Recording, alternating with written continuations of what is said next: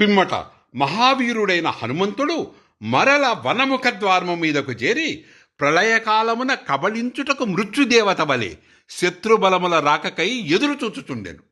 46వ సర్గము సమాప్తము.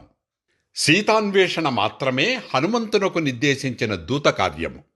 అది నెరవేర్చిన పిమ్మట హనుమ నెరవేర్చినది హనుమత్కార్యముగా వాసికెక్కినది.